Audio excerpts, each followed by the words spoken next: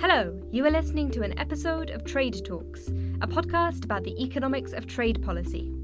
I am Soumaya Keynes, economics and trade correspondent for The Economist in London. And I'm Bown, a senior fellow at the Peterson Institute for International Economics in Washington. This week, we're going to talk to Marcus Noland, a colleague of Chad's at the Peterson Institute and author of Hard Target, a book about North Korea, trade, and sanctions. We'll discuss North Korea's economic relationship with the outside world, how some have tried to use trade to make them stop their nuclear program, and why that hasn't exactly worked. Marcus, welcome.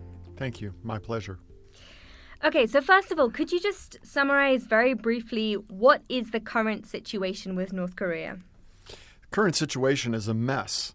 North Korea is systematically developing nuclear weapons and missile delivery systems. We were most recently reminded of this with an ICBM launch that in principle is capable of striking the radio studio here in Washington, D.C., where I'm sitting.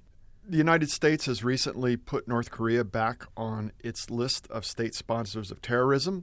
And one gets the sense that in the midst of all this, the players are not all on the same page. The United States President, Donald Trump, has engaged in a name-calling battle with the North Korean leader, and in a high-profile speech at the UN General Assembly, mentioned the possibility of totally wiping out the country.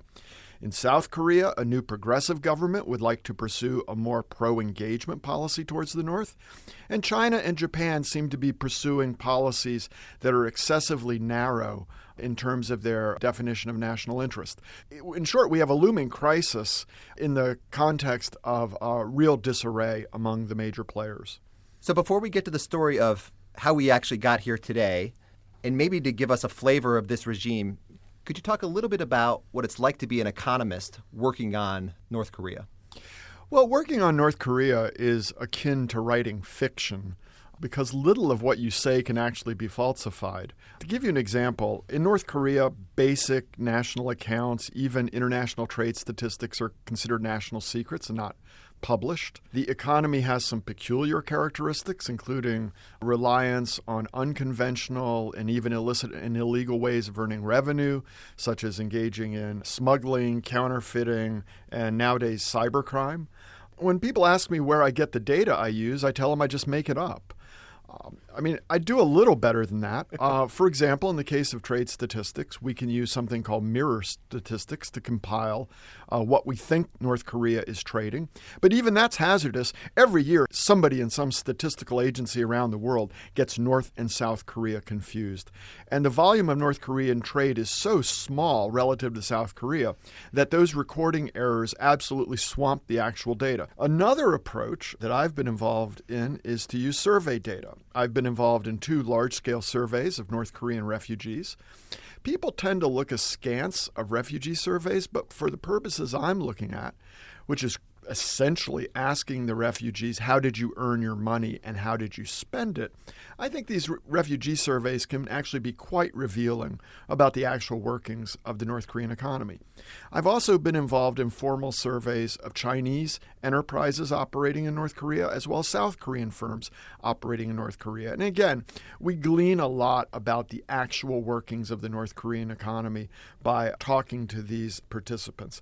In short, doing economics on North Korea in many ways is as much art as it is science. Okay, so let's step back. How did we get here? How did North Korea come to be so closed, so secretive, so shut off? Well, North Korea, or formerly the Democratic People's Republic of Korea, was established in 1948 in the wake of the Second World War. It was the zone of Soviet military occupation when Korea, which had been colonized by the Japanese, was liberated. And it inherited its institutions from Stalin-era Soviet Union. Internally, it was notable only to the degree that markets were repressed. Externally, it was concerned about domination by foreign powers. So, for example, it never joined the Council of Mutual Economic Assistance, the kind of club of socialist countries. And indeed, it deliberately timed its central plans to frustrate linkage with those other socialist states. And what developed was the closest thing we've ever seen to real autarky.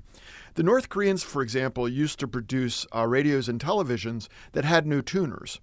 They were pre-tuned to a specific frequency. You just flipped on the power switch and you got state propaganda. Needless to say, there's not a lot of demand for those devices on the world market. This strategy of emphasizing self-determination was called juche, which is normally translated as self-reliance. But for all the protestations of self-reliance, North Korea has always been dependent on external patrons. First, it was the Soviet Union, later China, more recently South Korea, and a more diversified set of sources. What happened in the 1980s with changes that occurred when the Soviet Union fell? How did that impact North Korea? Well, the Soviets had been supplying the North Koreans with a lot of aid, most importantly oil, which was used not only for transportation, but importantly as a feedstock for chemical fertilizers. And this turns out to be of critical importance in the 1990s. But by the mid-1980s, the Soviets were getting fed up, and they started to demand that the North Koreans begin repaying those debts, and they started cutting them off. And sometime in the mid to late 80s, it appears that net resource transfers turned negative. Then in 1989, with the collapse of the Soviet Union and the dissolution of the Eastern Bloc, that amounted to a tremendous macroeconomic shock to the North Korean economy. How did the government in North Korea respond? Well, the short answer is it didn't. And in this context, comparison with the Vietnamese could be instructive. The Vietnamese were facing the same set of incentives. The Soviets were also cutting them off in terms of aid.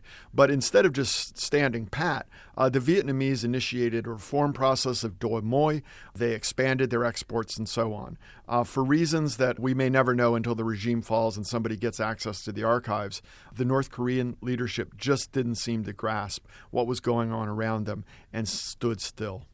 So it sounds like they're in autarky, essentially, at that period on, now cut off from the Soviet Union. So how does that work out for them? It was an absolute disaster. They had this national ideology of juche, or self-reliance. And for example, they pursued an understandable goal of national food security through what we as economists would consider an irrational policy of self-sufficiency. It was irrational because North Korea is largely mountainous, and because of its latitude and because it gets these cold winds coming off Siberia, it has a generally cold climate, very limited opportunities for double cropping. So in order to achieve self-sufficiency, given those inauspicious conditions, the North Koreans really had to push yields to the absolute maximum. And they developed an agricultural system that was highly dependent on industrial inputs. Tremendous applications of fertilizer and other agricultural chemicals, reliance on electrically powered irrigation that had been installed by Soviet engineers and so on. So when they got hit with that macroeconomic shock, and when the oil supply started to dwindle, the industrial economy pulled the agricultural economy down with it. And as agricultural yields began to fall, the North Koreans responded by putting more and more marginal land into production. They literally started cutting trees off the hillside. That then contributed to river silting of canals and reservoirs, and exacerbated the normal seasonal pattern of flooding that occurs on the Korean Peninsula. The regime initiated something called a Let's Eat 2 Meals a Day campaign, and finally, in 1994, approached first Japan, then South Korea, and eventually the United Nations, seeking food aid. The reason I mention the floods is the floods played an important political role. So the country was hit by big floods in 95 and 96, and it allowed North Koreans, as well as some of their people sympathetic to them in outside countries, to portray what was going on as a natural disaster. But in fact, it was the culmination of 50 years of economic mismanagement. The famine actually began before the floods. And the famine ultimately took, we estimate, 600,000 to 1 million people's lives, or roughly 3 to 5% of the population. It was the worst peacetime famine in a industrial or semi-industrial country in the 20th century. How did the famine affect North Korea's relationship with the outside world? Well, the famine had profound effects both internally and externally, and actually the internal effects may even be greater. So what happened was, to be blunt, if you played by the rules, you died. To access food, small-scale social units, families, small military units, party offices, municipal government offices, all began operating in entrepreneurial fashion, oftentimes engaged in what was technically illegal behavior to access food. So the marketization in the North Korean economy that we've observed over the last 25 years is fundamentally a product of state failure. It's not the product of any top-down reform process, and as a consequence, the state has always been ambivalent about it. Now, in terms of the external relations, one of the aspects of this expansion of entrepreneurial activity was the expansion of non-regulated trade with China. Initially, it was barter trade to obtain grain. Later, it monetized and it spread from grain to a broader array of consumer goods. Aid was also very important. At its peak, aid in principle fed 1/3 of the population. But the reason that aid was really important was, remember, markets were illegal. Now you have aid coming in, which in the context of a famine has astronomical value. But you can only appropriate those rents if there are markets in which to sell the aid. So now you have parts of the elite who have an interest in seeing markets develop because that's how they can get rich. So the famine had absolutely profound effects both on North Korea's internal organization and institutions as well as its external relations with the rest of the world. Okay, and alongside all of this, at some point, North Korea starts trying really hard to develop its nuclear capacity. The founder of North Korea, the founding leader of North Korea, and the grandfather of the current leader, Kim Jong-un, was a man named Kim Il-sung. Kim Il-sung had been a low-level anti-Japanese guerrilla fighter sort of employed by the Red Army during the Second World War. And as someone fighting against the Japanese, he was tremendously impressed by the American bombing of Hiroshima and Nagasaki. He'd spent his whole life fighting against Japanese colonialism, and along come these Americans with these atomic weapons, and they bring Imperial Japan to its knees. So he was very impressed, and there was a long interest in developing nuclear weaponry. They had a certain amount of non-military support for developing experimental research reactors and so on from both the Soviets and a bit from the Chinese. And they started to develop nuclear weapons, and a crisis was averted in 1994 through a bilateral deal between the United States and North Korea called the Agreed Framework. That deal held for about a decade until a crisis broke in 2002 with the revelation of a second secret nuclear program. And just to be clear, the crisis is because the Americans do not want the North Koreans to have nuclear capability.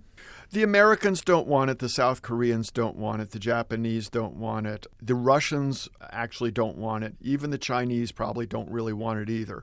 There's nobody except the North Koreans who think that North Korea having nuclear weapons is a really good idea. Sorry, I interrupted you. Back to 2002.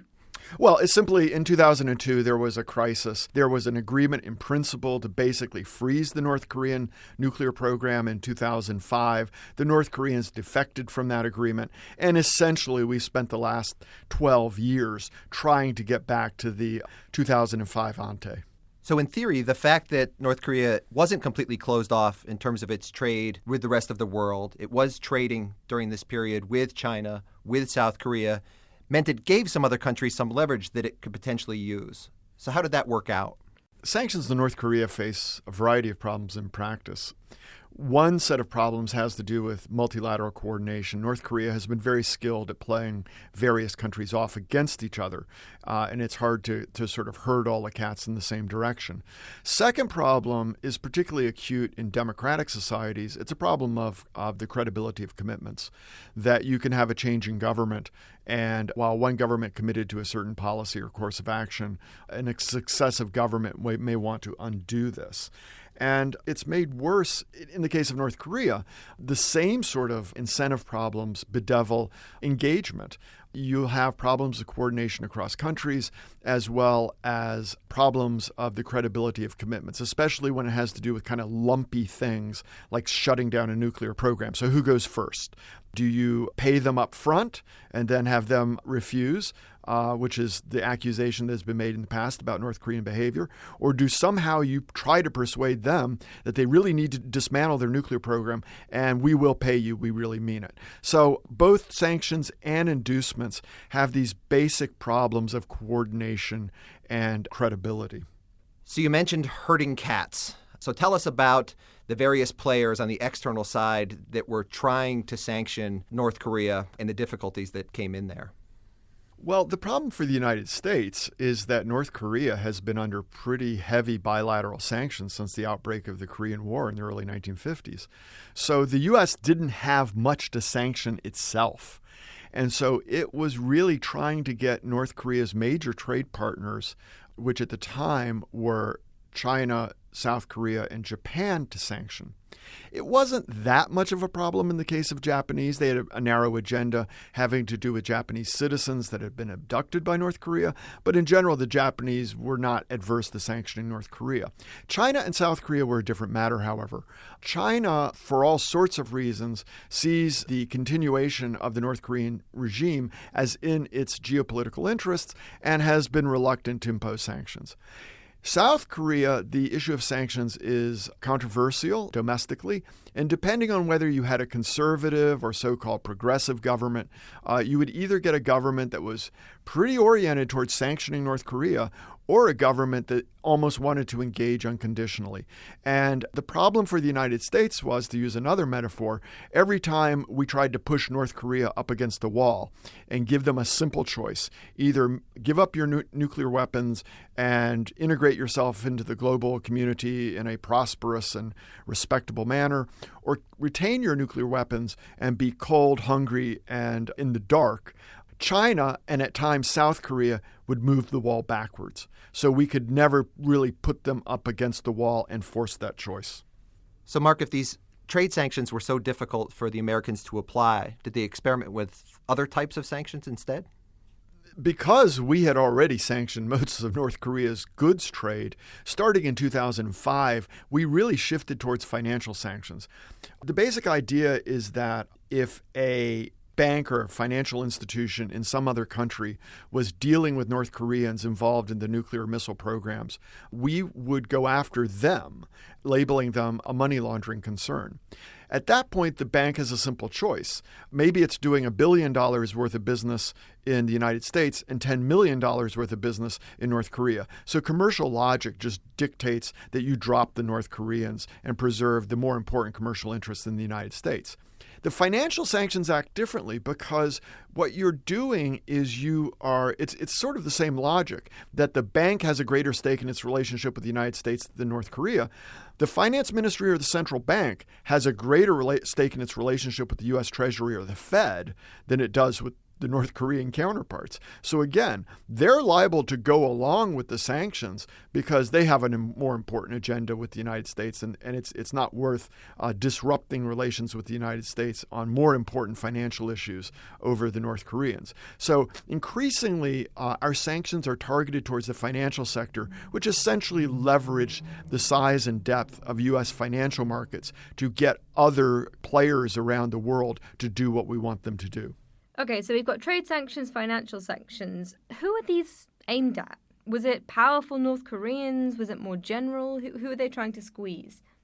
Well, in the case of the UN sanctions, up until recently, the bulk of the UN sanctions were what I would describe defensive in nature. They were sanctions explicitly aimed at disrupting North Korean nuclear programs, and I think they're completely justified. Beyond that, there was concern that the imposition of sanctions might hurt the average North Korean, and they may be poor people, they have no real voice or ability to hold their regime accountable. So there was a movement towards so-called targeted sanctions that would be aimed at the elite. And so, for example, we had sanctions that prevented the exportation of luxury goods to North Korea. But the fact of the matter is, those sanctions seem to have very little effect.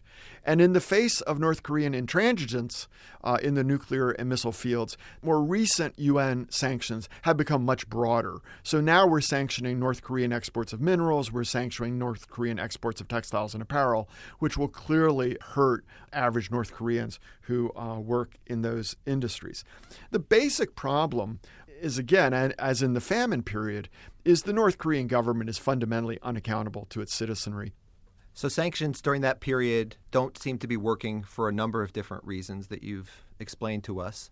But it's also partly North Korea's trade relationship is changing fundamentally during that period. So now we're talking about the 2000s into the more recent period. So can you explain to us what's going on there? North Korea's natural trade partner is South Korea, followed by Japan and China, and then the United States, trailing distantly. But what happened was China emerged as the predominant trade partner, basically because of concerns in South Korea about trade with North Korea and the sort of politics of that. Then in 2010, in response to some military provocations, the South Koreans imposed sanctions. So South Korean trade with North Korea basically dropped to zero. And in that situation, trade with China began to take up an ever larger share. That was reinforced by the fact that North Korea largely exports to China natural resource products. So in the context of the global commodity boom, with the prices of those commodities rising, North Korea's trade with China grew until the point today where China accounts for 90% or more of recorded trade. Now, that trade has actually been going down in the last couple of years, a product of slowing Chinese growth, a decline in commodity prices, and possibly even the impact of sanctions. But China still remains really the only game in town, accounting for 90% of North Korea's trade. Can I just probe a bit more about what exactly is crossing between these two countries? Is it, things like coal? North Korea exports to China primarily mineral products. That's mainly coal, but also a wide range of other types of mineral: iron ore, zinc, mangasite, lead, copper, gold, rare earths, all kinds of things. But really basic products, essentially. Yes. North Korea is essentially a 20th century hunter-gatherer society. It digs things out of the ground, and it gathers a few other natural resource products like ginseng or some marine products, and it sells to China. In return, it gets oil, grain, and consumer goods. More recently, there has been growth of some manufactured exports that are basically through Chinese-invested factories, mainly very, very, very bottom-end garments, mostly T-shirts. Those things are now under sanctions. So it's not clear how much longer you're going to see this kind of trade in minerals as well as the trade in textiles and apparel. So tell us about the Trump administration's strategy. So the U.S. doesn't really trade with North Korea at all. So what's he doing by putting pressure on the Chinese here? Well, quite honestly, the Trump administration doesn't seem to have much of a strategy beyond cajoling the Chinese and possibly increasing secondary sanctions on Chinese firms and enterprises engaged in trade, especially in these military fields, with the North Koreans. Okay, so you don't sound that positive, but what are the reasons to think that this kind of indirect pressure could work? Honestly, I'm skeptical that a strategy of bluster, cajoling, and increased secondary sanctions is going to change Chinese behavior towards North Korea in any fundamental way. I think that if China changes its policy towards North Korea, it's going to come through the realization in China that North Korean behavior is really putting Chinese interests at risk by encouraging an even greater U.S. military presence in Northeast Asia and even tighter cooperation between the United States, South Korea, and Japan. Now, having said that, the United States does have some kind of leverage over China. I'm skeptical. I doubt that this would come through the sort of standard trade relationship that we're going to put, some sort of trade protections on China if it doesn't change its North Korea policy. But I do see that the United States could quite aggressively ramp up its policy, secondary sanctions against third parties. The United States recently had an executive order that greatly increases the Treasury's scope for pursuing this kind of action. And with 90% of North Korea's trade being with China, one would expect that many of the firms getting caught up in these secondary sanctions will be Chinese firms. I think that's more likely to be the mechanism through which the United States signals increasing displeasure with China rather than applying direct trade protections on Chinese exports to the United States. What might work? Well, North Korea regards possession of nuclear weapons and missile delivery systems as absolutely essential to the political survival of the regime, and it's not clear that really there's any price that they would accept for the elimination of those programs. If there was to be a deal it would probably be in the context of a peace treaty formally ending the Korean War. See, there's never been a Korean peace treaty. It's still just an armistice. You could kind of imagine a package which would essentially amount to a kind of rigorous freeze. What the parties would do would be to recognize the statements that the North and South Korean governments have made on multiple occasions of their commitment to a nuclear-free Korean peninsula. And that commitment to a nuclear-free Korean peninsula would establish the end state. And in the medium run, North Korea will continue to possess some kind of nuclear capability. But North Korea will agree to no new development, no new production, no new testing, and most critically from the standpoint of the United States and other countries, no proliferation beyond the Korean peninsula. And then during this medium-run period, the North and South Koreans work together to establish more cordial relations, a kind of reasonable basis for national reconciliation and potentially national unification. Others, such as the United States, China, perhaps Russia, perhaps the European Union, provide North Korea with various sorts of security guarantees and financial assistance, getting them into the World Bank, and so on. It's a second best solution. It's not optimal, but it's something that we could probably live with. And here in the United States, it's conceivable that the domestic political forces are aligned, that we could have an eventual Nixon goes to China moment. After all, our president regards himself as the ultimate deal maker, and this would be a way for him to get the Nobel Peace Prize and actually have done something to accomplish it, unlike his predecessor with whom he appears to be obsessed. What do you think that North Korea is losing by continuing along this path of near autarky? The tragedy of North Korea is that North Korea is a chronically food insecure country in the middle of the world's most dynamic economic neighborhood. If North Korea could open up, if it could have foreign investment. See, North Koreans, there's a certain latent potential in the economy, but they lack the neural connections to the outside world to turn that latent potential into product the world actually wants to buy.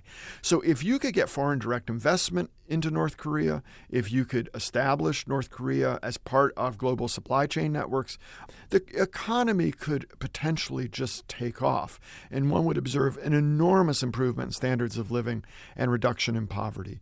That's the real tragedy of the country, that it has a political system that allows it to continue decade after decade to pursue grotesquely suboptimal policies. And every single day that goes by, North Korea falls further and further behind its neighbors. And that's really the tragedy of North Korea. Pretty depressing stuff. And I think that is all from Trade Talks. A special thanks to Marcus Noland at the Peterson Institute, and also his co-author, Steph Haggard at the University of California, San Diego, for sharing all of your insights on North Korea. If you have specific feedback or ideas for future episodes, then please do get in touch. I'm at Soumaya Keynes. And I'm at Chad Bown. And we're on at trade__talks. That's not one, but 2 underscores, at trade__talks. Because for the foreseeable future, it looks like there will continue to be 2 Koreas and not one.